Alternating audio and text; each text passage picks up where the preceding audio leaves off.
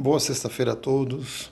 Aqui é Douglas Domit, mais um videozinho curto para vocês aí falando do Petit Lenormand, falando um pouquinho hoje da questão dos erros na cartomancia. O que causa principalmente os nossos erros na cartomancia? Como que a gente, como cartomante, comete erros? É claro que isso eu estou baseado na minha experiência de anos já como cartomante, de dar cursos também, tanto de tarô como de Lenormand, de ver nos meus alunos esses erros e ver em mim também.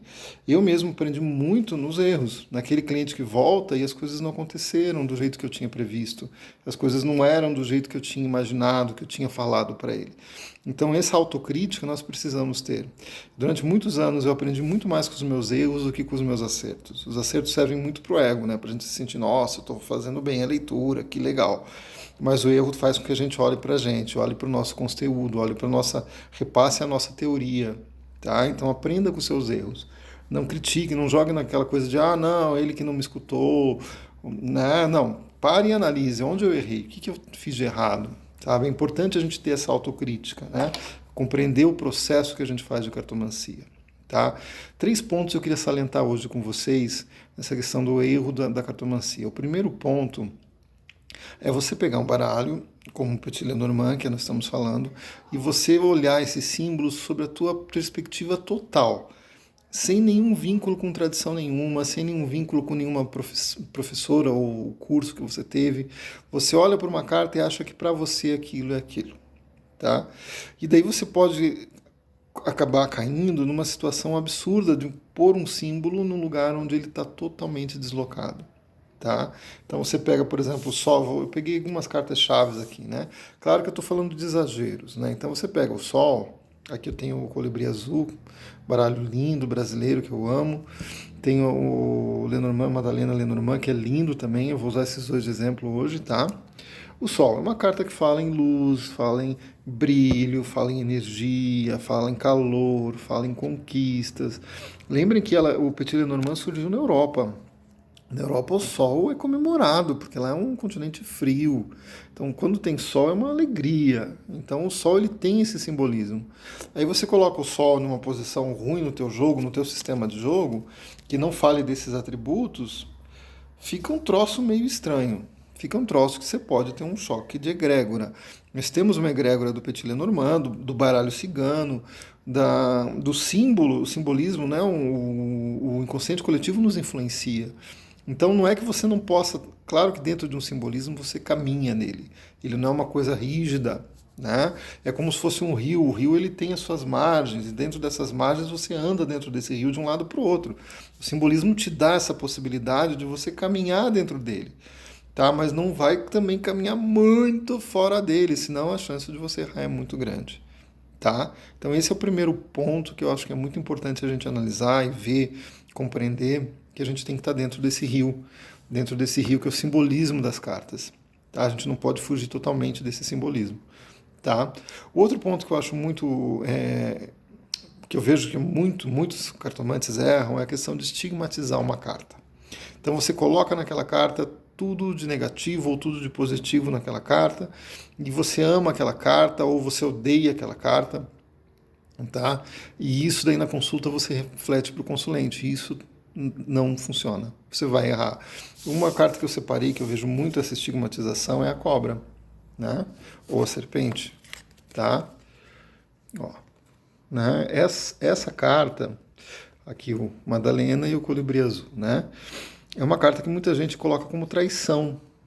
Então a pessoa muitas vezes vê uma cobra perto de um casal, tá traindo, tá pulando a cerca. E muitas vezes não é isso, tá? Muitas vezes a cobra está falando de um perigo. Ela pode estar falando de uma mentira, mas você tem que olhar o contexto de onde está esse perigo, onde está essa mentira. Não necessariamente vai ser uma traição. Então, cuidado com a estigmatização da cobra, de colocar só como traição. É um animal peçonhento, é um animal traiçoeiro, a gente falando em termos do animal em si, que tem a ver com o simbolismo dele. Então, essas coisas estão na cobra, mas para você confirmar isso num jogo, tem que ter todo um contexto para você realmente dizer que existe uma traição. Tá? Conforme a posição do jogo pode estar na mente da pessoa, a pessoa pode estar pensando em outra pessoa, não está fazendo, né? Ou ela não está, então tem que ter todo realmente uma análise para você dizer. Então cuidado com essa estigmatização da cobra, do caixão também, né? Outra cobra, outra carta também que é muito estigmatizada, né? Ó, o caixão, tem gente que olha o caixão, vai morrer, pronto, morreu. Sai perto da pessoa, a pessoa vai morrer. Não é assim, tá? O caixão, muitas vezes, ele está falando o fim de alguma coisa aí que não é bacana, que a pessoa vai ter um fim de um processo, uma fase nova, né? Vai encerrar aquela fase na vida, aquela situação. Tá? E muitas vezes é libertadora para a pessoa. Então tem que se entender o contexto que essas cartas saem. A gente não pode estigmatizar o jogo. Tá? Então são esses dois pontos. Não fugir do simbolismo, não estigmatizar o jogo, não estigmatizar as cartas. E o terceiro ponto é dedução. Tá? É você deduzir coisas que o baralho muitas vezes não está te mostrando. Tá? O baralho muitas vezes ele mostra uma crise, por exemplo, num casamento. Nós estávamos falando de traição, vamos continuar nesse tema. Né? Por exemplo, ele mostra uma crise no casamento, mostra que o casamento realmente está ruim. E muitas vezes ele mostra lá uma cobra que a pessoa está pensando em talvez fazer alguma coisa. Ou está pensando em tomar uma atitude traiçoeira, no sentido até muitas vezes financeiro. Olha, eu vou sair de casa e vou ficar com dinheiro, algo do gênero. Não quer dizer que ela. E a pessoa, o cartomante já deduz, o casamento está ruim, nossa, está traindo. Entendeu? Tá, já. Mas muitas vezes é uma dedução em função do que o jogo está mostrando. Tá? Em função, então, calma, cuidado, observe o que o jogo te mostra, observe, fale até onde ele está te mostrando, não fale além. Tem vezes que esse além é uma dedução nossa. E é normal, a gente tem mania de preencher lacunas. Né? Tem aquelas brincadeiras, né? Tal, daí o espacinho em branco e a sequência da frase, né? E a nossa mente é natural que ela preencha essas lacunas. E a gente, como cartomante, faz esse preenchimento de lacunas na hora de um jogo também. E isso pode ocasionar erros. Tá? Isso também a gente comete erros. Então a gente tem que estar atento a esse processo. Tá? Esse preenchimento de lacunas eu acho mais sutil, mais complicado e o que pega a gente mesmo. Por isso que eu acho muito importante a gente, como cartomante, a gente não é adivinhólogos, né? A gente não adivinha as coisas. É ter esse diálogo com o teu consulente. Que daí muitas vezes ele te colocando como está a situação, você consegue entender o que o jogo está mostrando sem ter essas deduções. Tá? Eu vejo muito tarólogo experiente, tarólogo e cartomante, cometendo erros nessa questão. De fazer deduções de coisas realmente que nunca aconteceram. Sabe? De nunca aconteceram. Por quê? Porque ele começa a deduzir, a fechar lacunas a partir do jogo, que muitas vezes não é o que o jogo está mostrando. Então procurar se ater mais às cartas. Nós somos intermediário das cartas. E elas que vão nos mostrar o que está acontecendo. A gente não tem que deduzir a partir delas. Tá? Muitas vezes você acha que é uma intuição tua que está falando ali, que você viu uma situação.